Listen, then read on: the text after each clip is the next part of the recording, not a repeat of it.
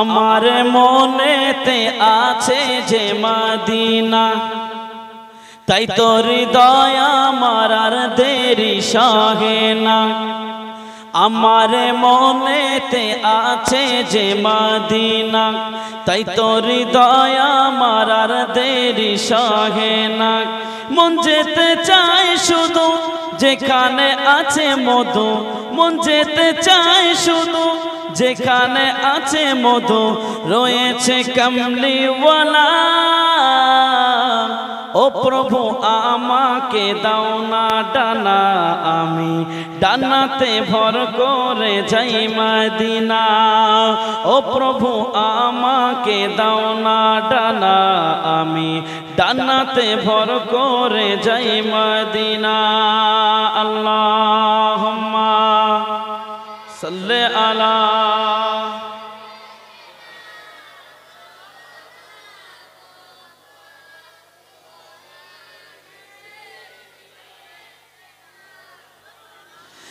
যেখানে এসেছে আমার নবী, আমি এমনে এঁকেছি তারি ছবি। যেখানে এসেছেন আমার নবী, আমি এমনে এঁকেছি তারি ছবি। তিনি যে সত্যের সকাল, যিনি মদিনার দুলাল, তিনি যে সত্যের সকাল, যিনি মদিনার দুলাল, যে হলো কাউসার ওয়ালা। ও প্রভু আমাকে দাও না ডানা, আমি ডানাতে ভর করে যাই মদিনা। ও প্রভু আমাকে দাও না ডানা, আমি ডানাতে ভর করে যাই মদিনা। আমার মনেতে আছে যে মদিনা, তাই তোর দয়া আমার আর দেরি সহে না। মন যেতে চায় শুধু যেখানে আছে মধু, মন যেতে চায় শুধু যেখানে আছে মধু, যে হলো কাউসার ওয়ালা। আমার মনেতে আছে যে মদিনা। আল্লাহুম্মা সাল্লি আলা।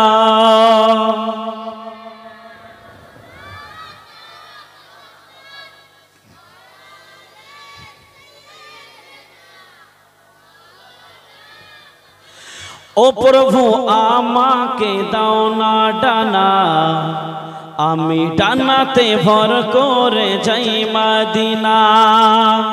ও প্রভু আমাকে দাও না ডানা, আমি ডানাতে ভর করে যাই মদিনা। আমাকে যাও না নিয়ে তোমারি রহম দিয়ে, আমাকে যাও না নিয়ে তোমারি রহম দিয়ে, মন যে কিছুই বোঝে না। আমার মনেতে আছে যে মদিনা, তাই তোর দয়া আমার আর দেরি সহে না। মন যেতে চায় শুধু যেখানে আছে মধু, মন যেতে চায় শুধু যেখানে আছে মধু, রয়েছে কমলিওয়ালা। ও প্রভু আমাকে দাও না ডানা, আমি ডানাতে ভর করে যাই মদিনা। ও প্রভু আমাকে দাও না ডানা, আমি ডানাতে ভর করে যাই মদিনা। আল্লাহুম্মা সাল্লি আলা। আমার ভাইরা, ও সোনার মানিকেরা, কান খুলে শুনে রেখে দিন, জেনে রেখে দিন। কোন বান্দা কোন বান্দি যদি আর লাস্টের 10টা রোজা রেখে দেয়, 21 থেকে 30টা রোজা রেখে দেয়, আমার আল্লাহ পাক ওই বান্দা বান্দির জন্য আল্লাহ পাক জাহান্নামের আগুন হারাম করে দেয়। কি বুঝলেন? যদি কোনো বান্দা কোনো বান্দি রমজান মাসে 21 থেকে 30টা রোজা রেখে দেয়, আমার আল্লাহ পাক আল্লাহ তাআলা ওই বান্দা বান্দির জন্য কঠিন জাহান্নামের আগুনকে আমার আল্লাহ হারাম করে দেয়। ওই জাহান্নামের আগুন আমরা সহ্য করতে পারবো না। জাহান্নামের আগুন আল্লাহ পাক এতটা কঠিন থেকে কঠিন তারে বানিয়েছে, ওই জাহান্নামের আগুন আমাদের কারো সহ্য করার ক্ষমতা নাই। আমরা যদি জাহান্নামের আগুনের তাপ একবার যদি আমাদের গায়ে লেগে যায়, আমরা চিরজীবনের মতো সহ্য করতে পারবো না। চিরজীবন ধরে তপস্যা করলেও ওই জাহান্নামের একটা সূচের ছিদ্র করা আগুন আমাদের সহ্য করার ক্ষমতা নাই। সারা জীবন তপস্যা করবেন যে আরে জাহান্নামের আগুন আমার গায়ে লাগবে তো কি হয়েছে, ওটা কোনো ব্যাপার না। সারা জনম তপস্যা করবেন, কিন্তু আপনার গায়ে যদি সূচ পরিমাণ ছিদ্র করে 1 ফোঁটা আগুন আপনার গায়ে লাগানো হয়, আপনার সারা জীবনের তপস্যা বেকার হয়ে যাবে। আপনার ক্ষমতা নাই আগুনটা আপনার গায়ের মধ্যে দিয়ে আপনি সহ্য করবেন, এতটা কঠিন। ও আমার আল্লাহ পাক রব্বুল আলামিন, আল্লাহ পাক আল্লাহ তাআলা আল্লাহ পাক বলল, ও আমার ফেরেশতারা চলে যাও চলে যাও, রমজান মাসে যারা রোজা রাখে না, রমজান মাসে যারা রোজা না রেখে খায়, আমি আল্লাহ পাক আল্লাহ তাআলা বেনামাজিদের জন্য, বেরোজাদারদের জন্য, যারা শরীয়ত মানে না তাদের জন্য আমি আল্লাহ পাক আল্লাহ তাআলা জাহান্নামের আগুন জ্বালাতে চাই, জাহান্নামের আগুন শক্ত করতে চাই। আমার আল্লাহ পাক যখন এই কথা বলল, আমার আল্লাহ পাক ফেরেশতাদেরকে বলল, ও আমার ফেরেশতারা চলে যাও চলে যাও, জলদি করে চলে যাও, জাহান্নামের আগুন জ্বালানো শুরু করে দাও। আমার আল্লাহ পাক আল্লাহ তাআলা যখন এই কথা বলল, ফেরেশতারা চলে গেল, জাহান্নামের আগুন জ্বালানো শুরু করে দিল। ও জাহান্নামের আগুন জ্বালাতে জ্বালাতে 1 বছর নয় 2 বছর নয়, জাহান্নামের আগুন জ্বালাতে জ্বালাতে 1000 বছর জ্বালিয়ে ফেলল।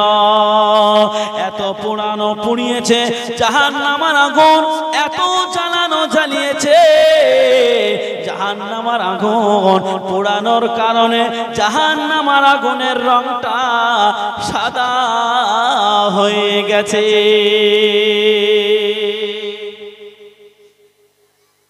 জাহান্নামের আগুন আল্লাহ পাক এত পোড়ানো পুড়িয়েছে, 1000 বছর জ্বালিয়েছে।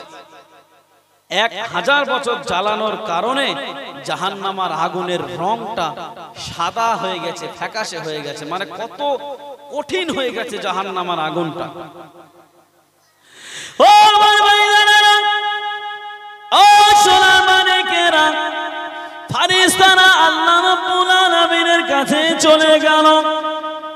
ও রাব্বুল আলামিন, আল্লাহ গো, যারা রমজান মাসে রোজা রাখে না, যারা বেনামাজি আল্লাহ, তাদের জন্য কি এই জাহান্নামের আগুন 1000 বছর জ্বালানোটা প্রযোজ্য হবে? আমার আল্লাহ পাক রব্বুল আলামিন জানিয়ে দিল, ও আমার ফেরেশতারা চলে যাও চলে যাও চলে যাও, জাহান্নামের আগুন আমি আল্লাহ পাক আল্লাহ তাআলা যারা রমজান মাসে রোজা রাখে না, আমি আল্লাহ টাকা দিয়েছি তারা যাকাত দেয় না, আমি আল্লাহ পাক আমার হুকুম নামাজ যারা আদায় করে না, তাদের জন্য জাহান্নামের আগুন 1000 বছর জ্বালানোটা প্রযোজ্য হবে না। আমি আল্লাহ পাক তাদের জন্য জাহান্নামের আগুনকে আমি আরো কঠিন থেকে কঠিনতম করতে চাই। আমার আল্লাহ পাক যখন এই কথা বলল, ফারিস্তারা পুনরায় চলে গেল। পুনরায় চলে গিয়ে জাহান্নামের আগুন জ্বালানো শুরু করে দিল। জাহান্নামের আগুন আবার জ্বালাতে জ্বালাতে 1 বছর নয় 2 বছর নয়, জাহান্নামের আগুন জ্বালাতে জ্বালাতে আবার 1000 বছর জ্বালিয়ে ফেলল। কতদিন বলেছি? তাহলে মোট ক হাজার বছর হলো? 2000 বছর জাহান্নামের আগুন জ্বালিয়েছে।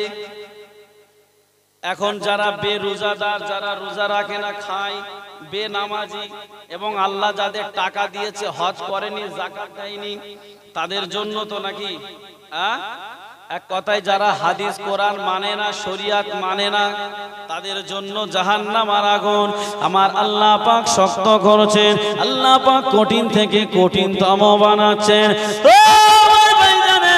জাহান্নামের আগুন 2000 বছর জ্বালানোর পর জাহান্নামের আগুন তার রংটা লাল হয়ে গেছে। জাহান্নামের আগুনের রং যখন লাল হয়ে গেল, ফারিস্তারা আল্লাহ রাব্বুল আলামিনের কাছে চলে গেল। ও রাব্বুল আলামিন, আল্লাহ পাক 2000 বছর জ্বালানোর পর জাহান্নামের আগুনের রংটা লাল হয়ে গেছে। আল্লাহ পাক যারা বেনামাজি, আল্লাহ পাক যারা বেরোজাদার, আল্লাহ পাক যারা যাকাত দেয় না, আল্লাহ পাক যারা হজ করে না, তাদের জন্য কি এই জাহান্নামের আগুন সাজা দেওয়ার জন্য, তাদের জন্যই কি এটাই প্রযোজ্য হবে? যারা বেরোজাদার, বেনামাজি, এক কথায় শরিয়াত যারা মানে না আল্লাহ, তাদের জন্য কি এই 2000 বছর জাহান্নামের আগুন জ্বালানো এটা কি প্রযোজ্য হবে? ও আমার ভাইজানেরা, আমার আল্লাহ পাক রব্বুল আলামিন পরিষ্কার ভাবে জানিয়ে দিল, ও আমার ফেরেশতারা, ও আমার মালায়েকারা, আমি আল্লাহ পাক আল্লাহ তাআলা জানিয়ে দিলাম জাহান্নামের আগুন যারা বেনামাজি, যারা বেরোজাদার, তাদের জন্য জাহান্নামের আগুনটা এই 2000 বছর জ্বালানো প্রযোজ্য হবে না। চলে যাও, চলে যাও, জাহান্নামের আগুন পুনরায় জ্বালানো শুরু করে দাও। জাহান্নামের আগুন পুনরায় জ্বালানো শুরু করলো। ও ভাইজানেরা, জাহান্নামের আগুন জ্বালাতে জ্বালাতে দেখা গেল বাবা, জাহান্নামের আগুন জ্বালাতে জ্বালাতে আবার 1000 বছর জ্বালিয়ে ফেললো। আর 1000 বছর জ্বালানোর পর জাহান্নামের আগুনের রংটা এবারে কালো হয়ে গেছে। এত পুরানো পুড়িয়েছে জাহান্নামের আগুন, এতটা কালো হয়ে গেছে। কিয়ামতের দিনে আল্লাহ পাক যদি কোনো বান্দা বান্দিকে জাহান্নামের মধ্যে দিয়ে দেয়, আঙুলের মতো পাশাপাশি থাকবে, কিন্তু একে অপরকে দেখতে পাবে না।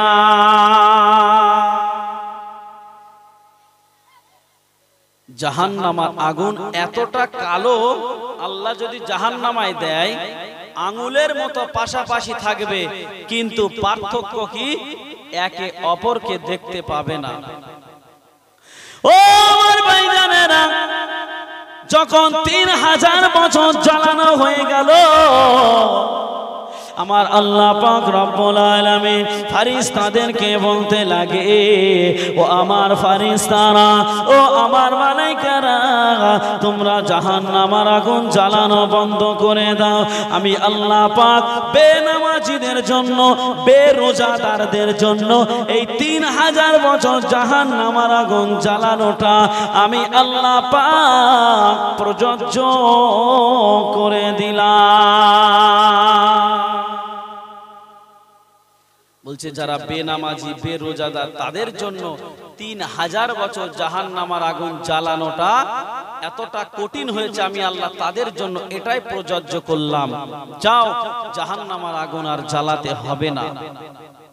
তাহলে এই রমজান মাসে যদি আমরা রোজা না রাখি, যদি এখন এবারে মনে করি যে আমি রমজান মাসে রোজা রাখবো না, আমি জাহান্নামের আগুনে পুড়বো, তাহলে সেটা আমার দোষ না, আপনার দোষ। কারণ আমি আপনাকে জানিয়ে দিচ্ছি, আমি আপনাকে বুঝিয়ে দিচ্ছি, তারপরেও যদি রমজান মাসে খান তাহলে মনে করবেন আপনার নিজের গর্ত নিজেই খুঁড়ছেন।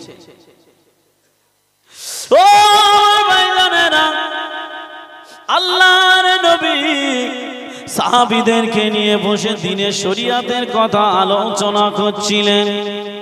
হঠাৎ করে একটা আওয়াজ হলো। আল্লাহ নবী ওই সময় বলল, ও আমার সাহাবীরা, ও আমার সাহাবীরা, তোমরা কি কিসের আওয়াজ শুনতে পেয়েছো? আল্লাহ নবী বলতে থাকে, ও আমার সাহাবীরা, আমার আল্লাহ পাক জাহান্নামের উপর থেকে একটা পাথর ফেলে দিয়েছে। ওই পাথরটা জাহান্নামের নিচে পৌঁছাতে 1 বছর নয়, 2 বছর নয়, জাহান্নামের নিচে পৌঁছাতে 70 বছর সময় লাগবে। তাহলে গর্তটা কেমন? জাহান্নামের গর্তটা কেমন? ছোট নাকি? এরকম বাটির মতন ছোট নাকি? একটা পাথর যদি উপর থেকে ফেলে দেওয়া হয়, নিচেই পৌঁছাতে 70 বছর সময় লাগবে। আমরা 70 বছর বাঁচি তো। আপনি যদি এখন ওই উপরে কি আছে, আকাশ আছে, ওই আকাশ থেকে যদি আপনি একটা পাথর ফেলে নিচে আসতে আপনার কত সময় লাগতে পারে? পুরো আকাশের উপর থেকে ওই পাথরটা নিচে আসতে খুব জোর হলে আপনার হয়তো দেখা যাচ্ছে কতক্ষণ লাগবে? 1 মিনিট, 2 মিনিট, 3 মিনিট, 8 মিনিট, 10 মিনিটের বেশি তো না। সে আকাশ থেকে এই পর্যন্ত আসতে মাত্র 10 মিনিট। আর আমরা 70 বছর হায়াত পাই না, কিন্তু একটা পাথর ফেলে দিলে 70 বছর ওই পাথরটার নিচেই পৌঁছাতে টাইম লাগবে। তাহলে জাহান্নামের গাড্ডাটা, জাহান্নামের গর্তটা কেমন একটু হিসাব করে দেখুন। আর সেই জাহান্নামের গর্তই যদি মনে করি আমরা পুড়ব, তাহলে রমজান মাসে খাবেন, রমজান মাসে খাবেন। ও আমার ভাইজানেরা, ও সোনা মানিকেরা, কান খুলে শুনে রেখে দিন, জেনে রেখে দিন। কোন বান্দা, কোন বান্দি যদি রমজান মাসে রোজা রেখে সন্ধ্যার পরে অঢেল খায়, সন্ধ্যার পরে যদি অতিরিক্ত খেয়ে নেয়, তার জন্য আমার আল্লাহ পাক কোনো হিসাব নেবে না। আল্লাহ পাক রব্বুল আলামিন বলল, ও আমার বান্দারে, তোমরা যদি রমজান মাসে খরচার পরিমাণটা বাড়িয়ে দাও, আমি আল্লাহ পাক, আল্লাহ তাআলা, তোমরা জানো নিজেরা খেলে না, আমি আল্লাহ জানো আমার রাস্তায় দান করলে। বলুন সুবহানাল্লাহ। রমজান মাসে আল্লাহর রাসূল বলছে, তোমরা সংসারের খরচা যদি হয় 10,000 করে দাও, 20,000 অঢেল পরিমাণে খাও। রমজান মাসে কোনো হিসাব নাই। রমজান মাসে যদি খাওয়া হয়, ওই খাওয়াটা শুধু খাওয়া হলো না, আল্লাহর রাস্তায় টাকা দান করলে যে সওয়াব হয়, ওই পরিমাণ সওয়াব আমার আল্লাহ পাক একজন বান্দা বান্দির নামায় আমলে দিয়ে দেয়। বলুন সুবহানাল্লাহ। ও শহরে মোহাব্বত जहां मुस्तफा है, वही घर बनाने को दिल चाहता है। এই গজলের বাংলা বলবো? এই গজলের বাংলা আছে, বলবো? বলবো? কই দেখি কে কে বলবো? তাকবীর দান, নারায়ে তাকবীর।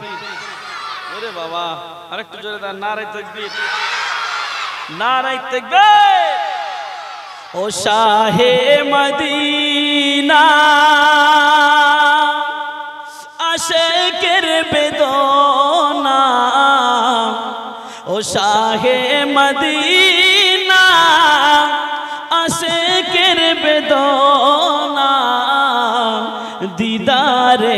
নবী পাক এ দিল যে বোঝে না ও শাহে মদিনা আশিকের বেদনা দিদারে নবী পাক এ দিল যে বোঝে না ও কাবা বাইতুল্লাহ ও মসজিদ কোবা ও কাবা বাইতুল্লাহ ও মসজিদ কোবা দিদারে নবাবী এ দিল যে বোঝে না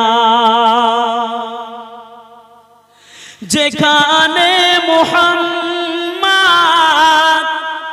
নবী পাক শুয়ে রয় যেখানে মুহাম্মদ নবী পাক শুয়ে রয় চুমে নেব আমি কদম ধোলা যে থাই ধরিব কবর গেলা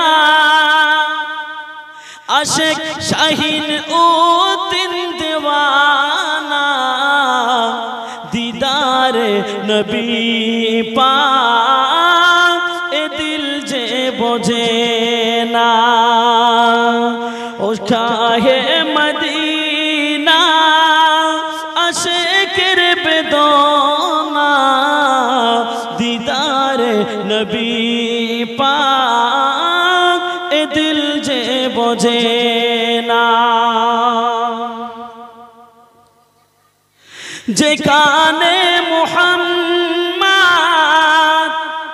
নবী পাক শুয়ে রয় চুমে নেব আমি কদম ধোলা যে থাই ছুঁয়ে রওজার জালি মিটাবো বাসনা ছুঁয়ে রওজার জালি মিটাবো বাসনা দিদার নবী পাক এ দিল যে বোঝে না আল্লাহুম্মা সাল্লি আলা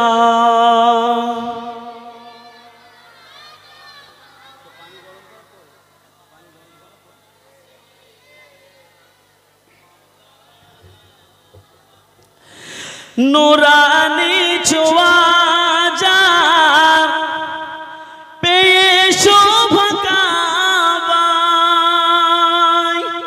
নুরানি ছোঁয়া যার পেয়ে শোভা কাবায় সেই কাবার কেবলা আমার নবী মুস্তাফা ধরিব কাবার গেলাম আমরা নবীজির দেওয়ানা জোরে বলবেন না সুবহানাল্লাহ জোরে বলবেন না ধরিব কাবার গেলাম আমরা নবীজির দেওয়ানা দিদার নবী পাক এ দিল যে বোঝে না ও শাহে মদিনা আশিকের বেদনা ও শাহে মদিনা আশিকের বেদনা দিদার নবী পাক এ দিল যে বোঝে না আল্লাহুম্মা সাল্লি আলা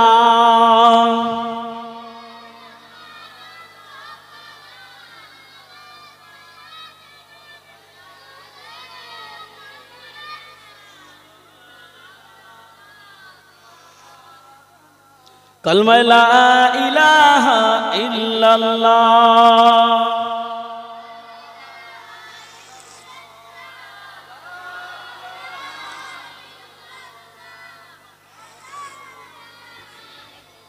कलेमा সঙ্গের সাথী কলেমা গোরের বাতি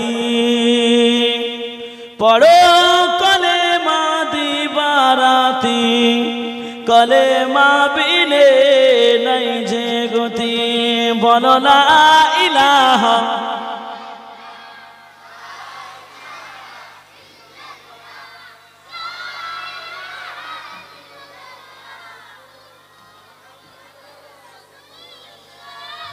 আলহামদুলিল্লাহ। আপনাদের ভালো লাগছে না বন্ধ করে দেব? ভালো লাগছে? কয়টা তাকবীর দেন, নারায়ে তাকবীর, মাশাআল্লাহ, নারায়ে তাকবীর। খুব সুন্দর আমার শ্রোতাগুলো আজকে যাও ফাটাফাটি একদম শ্রোতাগুলো। তো মিডিয়া ভাই মাঝে মাঝে একটু শ্রোতাগুলো তো দেখায়, চুপচাপ বসে আছে যে এতগুলো শ্রোতা কত সুন্দর অ্যাক্টিভ ভাবে বসে আছে। শ্রোতাদের একতা বক্তাদের মনের স্পিরিটকে বাড়িয়ে দেয়, দেয় কিনা দেয় না? একজন ক্রিকেটার মাঠের মধ্যে যদি একটা ছক্কা মারে আর দর্শকরা যদি হাততালি দিয়ে সহানুভূতি দেখায়, সেই ক্রিকেটারের মন আরো বেশি উদ্বুদ্ধ হয় খেলার প্রতি, তাই না? ওই জন্য আমরা সত্যি আজকের আপনাদের এই সাপুইপাড়া গ্রাম দমদম এয়ারপোর্টের সংলগ্ন, তো আপনাদের এখানে এসে আমি খুব গর্বিত যে আমার শ্রোতাগুলো খুব চাঙ্গা আছে। এই মামা, এই যে তোমরা এত কথা বললে হয়? আমি বক্তৃতা লাস্টে ভুলে যাব, তোমরা আমার একটু মানে হেল্প করো। এদিকে খেয়াল করেন বাবা, বাচ্চা কাচ্চা করবে, মাঝে মাঝে বলতে হবে, আর কি করা যাবে। তো যে কথা বলছিলাম, দেখেন আমি এই রমজান মাস সম্পর্কে আলোচনা করছিলাম, তাই না? তো এই রমজান মাস সম্পর্কে আলোচনা করতে করতে একটা কথা বলি, যদি রমজান মাসে আমরা খাই তাহলে সেটা কি খাওয়া হবে বলেন? হারাম, ঠিক। তো এই হারাম কি আল্লাহ রসুলের সাহাবীরা খেয়েছিল? জোরে বলেন। খায়নি। তো সেই সাহাবীরা কতটা হারাম হালাল বেঁচেছে যদি আপনাদেরকে বলি কল্পনা করতে পারবেন না। জীবন দিয়ে দিয়েছে কিন্তু হারাম ভক্ষণ করেনি, জীবন মৃত্যুর পথে ঠেলে দিয়েছে, যাক আমার জীবন চলে যায় যাক, কিন্তু আমি এক মুহূর্তের জন্য আমি হারাম ভক্ষণ করব না। আল্লাহ নবী সাহাবীদেরকে নিয়ে বসে আছেন, সাহাবীদেরকে নিয়ে বসে থাকতে থাকতে আল্লাহ নবী সাহাবীরা আল্লাহ রসুলের মুখের দিকে চাতক পাখির ন্যায় চেয়ে আছে। হঠাৎ করে একজন পিয়ন, আরে বাবা আমার মুখের দিকে তাকান না আপনারা, হঠাৎ করে একজন পিয়ন দেখা গেল সে একটা চিঠি নিয়ে এসেছে। কার কাছে নিয়ে এসেছে? আল্লাহ রসুলের কাছে এনেছে। আল্লাহ রসুলের কাছে যখন একটা চিঠি আনলো, আল্লাহ রসুল তো পড়তে পারতেন না। আল্লাহ রসুল একজন সাহাবীকে বলল, বাবা সাহাবী এই চিঠিটা পড়ো তো দেখি, চিঠির মধ্যে কি আছে। চিঠিটা পড়লো, চিঠির মধ্যে লেখা আছে আল্লাহ রসুলের বিষয়ে আজে বাজে মন্তব্য করেছে, কথাবার্তা বলেছে। কে বলেছে? পারস্যের বাদশাহ। কোথাকার বাদশাহ? পারস্যের বাদশাহ আল্লাহ রসুলকে আজে বাজে কথাবার্তা বলেছে। যখন আজে বাজে কথাবার্তা আল্লাহর রসুলকে বলেছেন, আল্লাহর রসুল শুনে আল্লাহর রসুল একটু ব্যথা পেয়েছে। কি লিখেছে? যে আব্দুল্লাহর বেটা মোহাম্মদ, তোমার সঙ্গে আমরা যুদ্ধ করব এবং যত দ্রুত সম্ভব আমরা তোমরা যেখানে আছো মক্কা মদিনা সব আমরা দখল করে ফেলব। ওরা দখল করবে, মুসলমানদের সংখ্যা কম, ওই জন্য পারস্যের বাদশা আল্লাহর রসুলের কাছে চিঠি দিয়েছে যে আমরা দখল করে ফেলব। এই যে এই ওয়াজটা করছি তার কারণ একটা আছে, যে রমজান মাসে আমরা হারাম খাচ্ছি ডাইরেক্ট, আর সাহাবীরা জীবন দিয়েছে কিন্তু হারাম খায়নি। ওই বিষয় নিয়ে একটু আলোচনা করে আগাচ্ছি।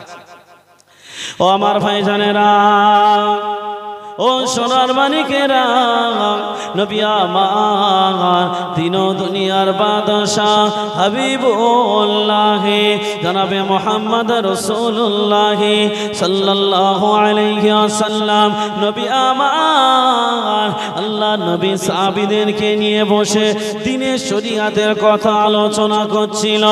ও আমার ভাইজানেরা, আল্লাহর নবী যখন আলোচনা সাহাবীদেরকে নিয়ে করছিল, আল্লাহ নবীর কাছে পারস্যের বাদশা চিঠি লিখে দিল, ও আব্দুল্লাহর বেটা মুহাম্মদ, ও আব্দুল্লাহর বেটা মুহাম্মদ, তুমি শুনে রেখে দাও, জেনে রেখে দাও, তোমরা মুসলমান, তোমাদের সঙ্গে আমরা যুদ্ধ করব এবং আমরা মক্কা মদিনা দখল করব। আল্লাহ নবী তো চিন্তায় পড়ে গেল, কি সর্বনাশ, পারস্যের বাদশা যদি আমাদের মক্কা মদিনা দখল করে, আমি রাসূলুল্লাহ কেমন করে সেটা রুখব? আল্লাহ নবী সাহাবীরা আল্লাহ নবীকে বলতে লাগে, ইয়া রাসূলুল্লাহ, ইয়া হাবিবাল্লাহ, হুজুর আপনি একটা কাজ করেন, আপনি আমাদের কাছ থেকে কিছু কিছু কিছু কিছু করে আপনি টাকা সংগ্রহ করেন। আল্লাহ নবীকে যখন এই কথা বলল, আল্লাহ নবী সাহাবীদেরকে ঘোষণা করে দিল, ও আমার সাহাবীরা, চলে যাও, চলে যাও, চলে যাও, যে যার মতো বাড়িতে চলে যাও, ইসলামের পক্ষে যুদ্ধ করার জন্য তোমরা ফান্ডে কিছু টাকা পয়সা জমা দাও। আল্লাহ নবী যখন এই কথা বলল, আল্লাহ নবীর কাছে একজন ব্যক্তি চলে গেল, আল্লাহ নবীর কাছে চলে গিয়ে সেই ব্যক্তিটা তার কাছে যা ছিল আল্লাহ নবীকে দিয়ে দিল। আবার একজন ব্যক্তি বাড়িতে চলে গিয়ে তার বাড়িতে যা ছিল সবটুকু আল্লাহ রসুলের কদমে বিলিয়ে দিল। যে পিয়ন চিঠি লিখেছিল এই দৃশ্যগুলোতে দেখছিল, ও আমার ভাইজানেরা, দেখতে পাওয়া গেল সকলেই যে যা পেরেছেন আল্লাহ রসুলের হাতে তুলে দিয়েছে, ইসলামের উন্নতির জন্য তুলে দিয়েছে। দেখতে পাওয়া গেল বাবা, আল্লাহ নবী ওই টাকাগুলো নিয়ে আল্লাহ নবী যুদ্ধ করার জন্য আল্লাহ নবী টাকা পয়সাগুলো একত্রিত করে রেখে দিল। দেখতে পাওয়া গেল আল্লাহ নবী বেশ কিছুদিন যাওয়ার পর আল্লাহ নবী ইন্তেকাল হয়ে গেল। আল্লাহর নবী ইসলামের পক্ষে যদি যুদ্ধ করে বেঈমানেরা, তো তাদের রুখতে গেলে তাদের জন্য তো কিছু প্রয়োজন। তো আল্লাহ রাসূল টাকা পয়সাগুলো তুললেন, কিন্তু আল্লাহর নবী সেই পর্যন্ত হায়াত পায়নি। আল্লাহ পাক আল্লাহ রাসূলকে ডেকে নিল। ও আমার ভাইজানেরা, আল্লাহ নবী সাল্লাল্লাহু আলাইহি ওয়াসাল্লাম তিনি ইন্তেকাল করলেন।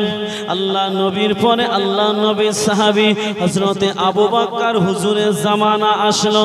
হযরতে আবু বকর হুজুর কিছু করতে পারলেন না।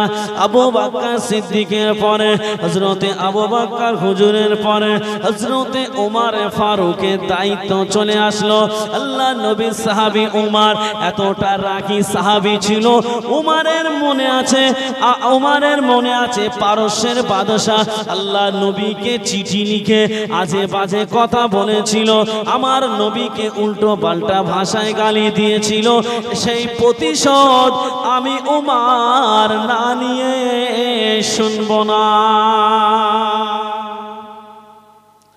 রসুলকে এতটা ভালোবাসতেন, আল্লাহ রসুলকে যদি কেউ কিছু করতেন তো হযরতে ওমর সহ্য করতে পারতেন না। হযরতে ওমর সহ্য করতেন না। হযরতে ওমর বলছে, আমার যখন দায়িত্ব এসেছে, আমি যখন রাষ্ট্রের খলিফা, আমি ওমর এর প্রতিশোধ এবারে আমি নেব। কারণ আমার রসুলকে আজে বাজে ভাষায় গালি দিয়েছিল এবং আমার রসুলকে চ্যালেঞ্জ করেছিল যুদ্ধ করার জন্য। পারস্যের বাদশা তারা কি যুদ্ধ করবে, আমি ওমর আমার গোয়েন্দা ফোর্স পাঠিয়ে ওরা আমাদের দেশ দখল করার আগে আমি ওমর পারস্যের দেশ আমরা তাদেরকে আগে দখল করে নেব। হযরতে ওমর বেশ 17 জন বা 19 জনের একটা কাফেলা তৈরি করল। কাফেলা তৈরি করে ওই দলটাকে পাঠিয়ে দিল পারস্যের দিকে। হযরতে উমর বলল, তোমরা জানো আগে তাদের গায়ে আক্রমণ করবে না, কারণ ইসলাম কখনো মানুষের আগে গায়ে হাত তোলার অনুমতি দেয় না।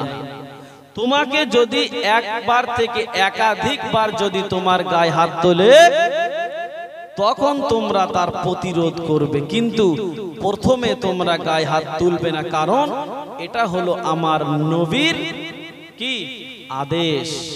তো আমার ভাইজানেরা, ও সোনার মানিকেরা, কান খুলে শুনে রেখে দিন, জেনে রেখে দিন, আল্লাহ নবী সাহাবী হযরতে ওমর ফারুক রাদিয়াল্লাহু তাআলা আনহু দেখতে পাওয়া গেল 17 জনের একটা কাফেলা নিয়ে পারস্যের বর্ডারে পাঠিয়ে দিল, পারস্যের সীমানায় পাঠিয়ে দিল।